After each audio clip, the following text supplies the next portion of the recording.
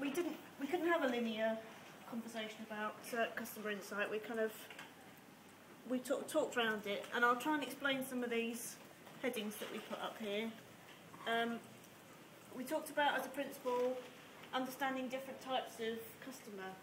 I was coming at that from a local government perspective, which I think you probably do in quite a tangible way. You tend to know your customers in local government, whereas I think in central government it was slightly more abstract, in that you're looking at a national picture.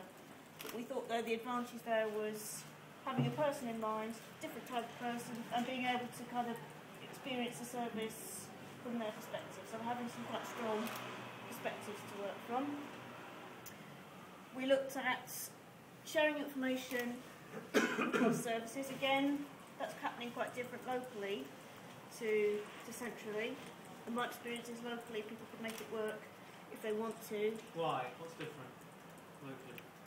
I'm throwing the challenge now. Just curious as to why you say it can work more easily locally. Well, I think one of the differences is that local partnerships are statutory. So for an LSP in a local area has a statutory footing, and if you want to use some of those statutory powers, you can use those to work up some quite robust data sharing protocols. Okay, I can't answer for why central government can't do that. That's slightly outside my area of expertise. That was a good answer. It's a good answer. Oh, good. Customer journey, that kind of speaks for itself, really.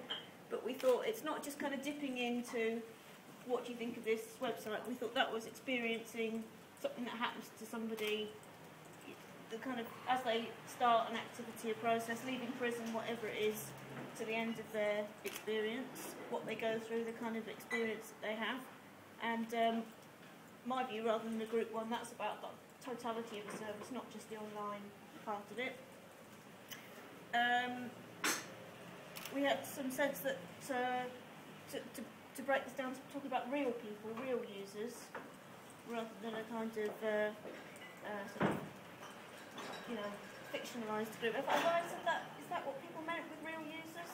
Yeah, usability testing with real people. Yeah. So to make it real, actually connect with some real people.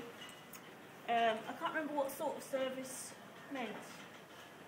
I must have written that down, but I can't remember what sort of service meant now. Whether it was information provision or a transactional service, or receiving and signing. Okay, and what else have we got? I think perhaps connected with testing it with real people in a real situation is having some feedback throughout the process. So not just asking people at the start of the process, but bringing them in several stages all along, asking them continually. Having someone in mind, I think, was a very similar point to having different types of customer, but again, preference for people to kind of personalise that and have someone specific. And then just starting to get into slightly more contentious water here, and I have got another page I started of things where we weren't agreeing. Oh, some tensions.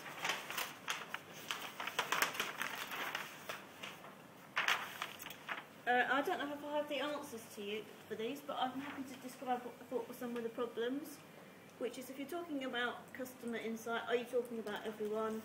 Are you talking about specific groups? I think we all went down the specific groups, but we had various different models of trying that. Should the specific group be one person? Perhaps not practical, but should it be? And then the tension against for what people want, if you're asking for their insights, and what you're trying to do, which is to run a more efficient service and make better use of public resources. Those two things don't always meet happily. And did I have another tension back on the other page? Oh yeah, I think we're back at our old friend's car tax, is taking the service away altogether. And another interesting wrinkle in this is that some of the people providing services in a kind of complex world, some of these will have vested interests. So that a kind of service provider's interest might be quite different for what a customer insight process is telling you. So a kind of responsibility in undertaking customer insight that doing this process will throw up. Gosh, thank you. Quite a lot of stuff there. Yeah. I told you it wasn't linear, didn't I? Well, yeah, Warn you. 5 minutes before the end, it wasn't existent. So you didn't really